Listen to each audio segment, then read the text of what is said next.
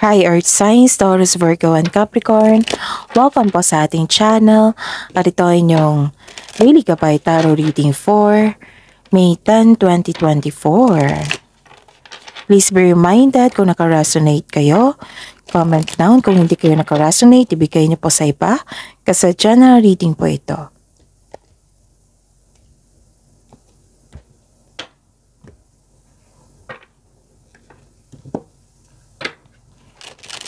Gamitin ang reading na ito bilang gabay lamang.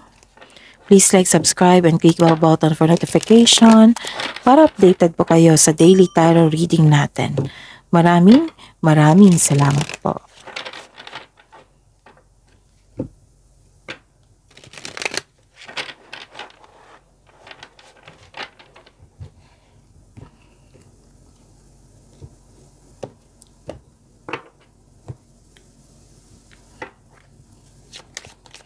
Spirits guys, mga ganap po para kay Taurus, Virgo, and Capricorn. I need 3 cards po ngayong May 10, 2024.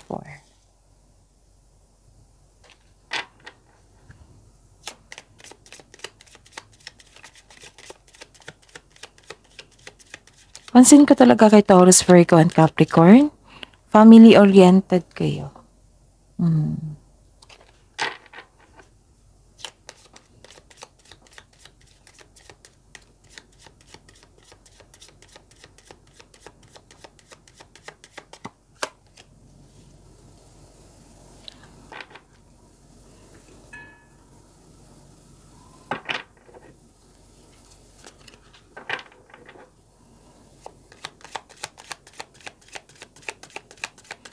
Spirits guys, message na po para kay Taurus, Virgo, and Capricorn ngayong May 10, 2024. Message na po.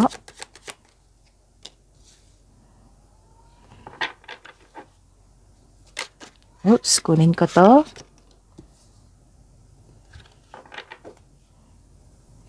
May nakita ko ditong nag-uusap na family. Pwedeng regarding to sa inyong buhay, relasyon. Pwede din tungkol ito sa property. May nakita ko ditong okay na kayo. Kasi nagkaroon kayo ng problema sa inyong health nung nakaraang araw. It might be stress kayo. And nakita ko dito nagkaroon ng self-development and spiritual growth. May nakita ko ditong travel. Kung napanood nyo yung May 9, 2024 nyo, may travel din kayo doon. Pero nagkaroon ng delay doon. It might be natuloy na ito. So, tingnan natin. May nakita ko ditong travel, relocation, paglilipat ng bahay.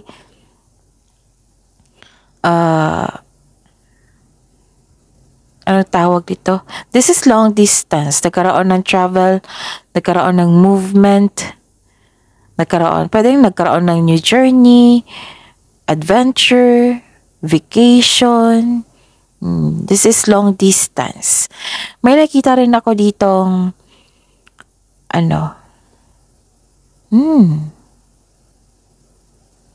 may nakita kong ending with new beginning. Nakita ko dito yung may matigas ang ulo, ayaw makinig, or nagkaroon ng restriction. May stricto. Nagkaroon ng closure. Nagkaroon ng pag-let go, hardship, and transformation. This is new beginning. This is ending with new beginning. And the message, go your own way. Trust your intuition and embrace individuality, paving your path with courage and authenticity. And another message is important parts. Embrace each element, weaving them into your story with openness and understanding.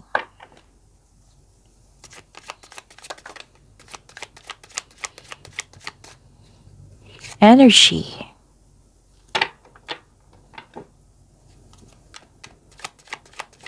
May travel nga, no? Saan ba kayo pupunta? Taurus, Virgo, and Capricorn. Pwede din paglilipat ng isang bagay to, ha? Oo. Or nag-change yung mind nyo po. Okay. By the way, Taurus, Virgo, and Capricorn, sa mga suki ko dito, nais ko lang ipaalam sa inyo na open na po yung schedule natin for booking. Oo, para sa inyong monthly Gabay Tarot reading May 2024. Ayun. So, open na po ha. Andito po sa video nyo ito, may title dyan na May 10, 2024, monthly Gabay Tarot reading. Sa baba pa niyan, may may link. May link po dyan nakapost. I-click nyo yan para ma-message nyo ako for inquiry and for booking. Maraming salamat po. Okay. May nakita ko ditong travel, paglilipat, may fast action, may passion na gustong gawin. Malakas ang loob mo dito, oh. Kakit-akit. Ito ang oras na mag-take action ka na sa inyong proyekto. Ito ang oras na mag-take kayo sa inyong proyekto, take action na kayo sa inyong ideas. So this card is, consider this card as a green light to begin. And this card asks you to have confidence in taking action. Maraming nagsuporta sa iyo, sa inyong ideas o proyekto na gustong gawin.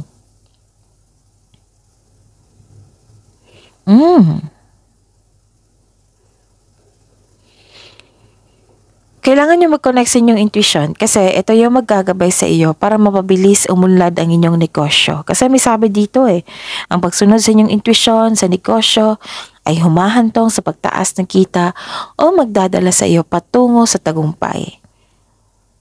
Excited kayo dito sa inyong new opportunity or gustong gawin. Yung plano nyo na isa katuparan nyo na gusto nyo talagang bigyan ng aksyon. So excited kayo dito. Pero, may nakita ako ditong, and this is also movement and quick action. Yes, these two cards is a movement, quick action, busy kayo. Kasi bigyan nga ng action yung mga plano nyo sa buhay. Mabilis yung pagdesisyon to ha. Darating na yung mensahe na hinintay nyo, yung delay. Darating na po sa araw na ito. May parating po na blessings na magbibigay ng saya sa iyo. Travel din ito Dalawang card na po nagsabi. 1, 2, 3. Tatlong card na po nagsabi na magkakaroon ng travel. Or isang bagong tao na darating sa inyong buhay. Pero may nakita ko dito na may ganap na away or hindi sang-ayon sa inyong desisyon. Career and money ni Taurus, Virgo, and Capricorn ngayong May 10, 2024.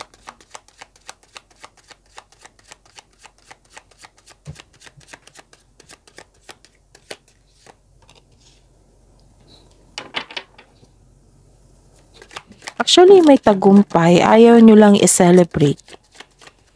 Might be pagod kayo or nawalan kayo ng gana. The clarification is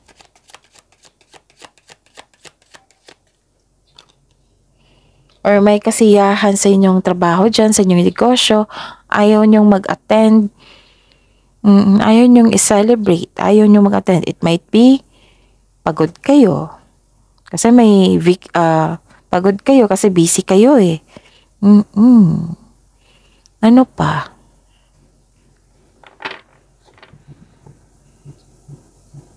Okay, your drain. Nakikita ko dito na may taong sobrang sa alak. Maaring kasamahan mo to sa trabaho. Sobrang alak, partying too much, na-drained yung energy nyo. Maaring may kasama ka na lasinggero o lasinggera. Ang sabi po ng card dito na ingatan nyo po ang inyong kaperahan. May nakita talaga akong tension dito, pag-aaway. May boundary issues din, may tampuhan, pero away to Dalawang card na po ang nagsabi dito. So, this is all about, okay. The advice is allow your intuition to guide you to what feels true for you. Tapos protect yourself para protect your inner peace din. Accept and move forward towards your goal. Ano pa?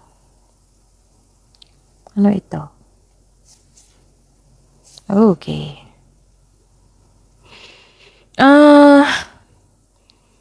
Yun nga. Yung sabi ng card, di ba, na ingatan nyo ang inyong kaperahan. Baka, kasi may nakita akong alak partying too much.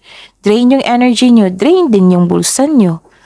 So, ingatan kung hindi pa ito nangyari, ingatan ang inyong kaperahan. May nakita din ako ditong sobrang paglaan sa trabaho, yung overspending na sa trabaho at wala nang time sa pahinga. And may nakita ko ditong materialistic. May concern kayo sa materialism.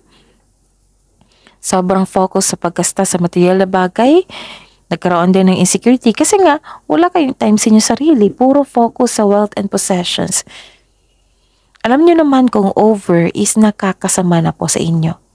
So, this card tells you na focus sa emotional and mental stability. You need to relax and listen to your intuition po.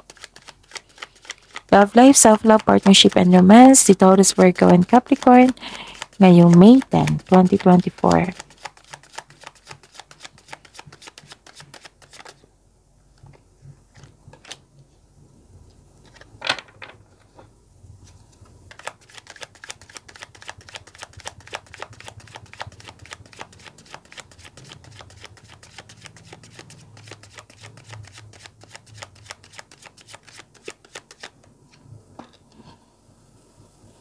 Nag-spend time kayo sa inyong family. This is good. This is very good kasi at the end of the day, nag-spend time kayo sa inyong family. Ano pa? Ano to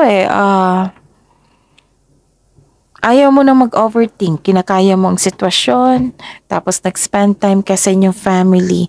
Humihingi ka din ng advice sa elders, sa parents nyo, sa wiser. Tapos may ganap na sa mga single dito, gusto nyo lang pumasok sa buhay ng pag-ibig. Tapos sa mga may relasyon dito, ipakilala mo na yung partner mo sa friends nyo or sa family. So that is your reading po, Taurus, Virgo, and Capricorn for today, May 10. Please like, subscribe, and click the button for notification para updated po kayo sa daily tarot reading natin. Maraming salamat po.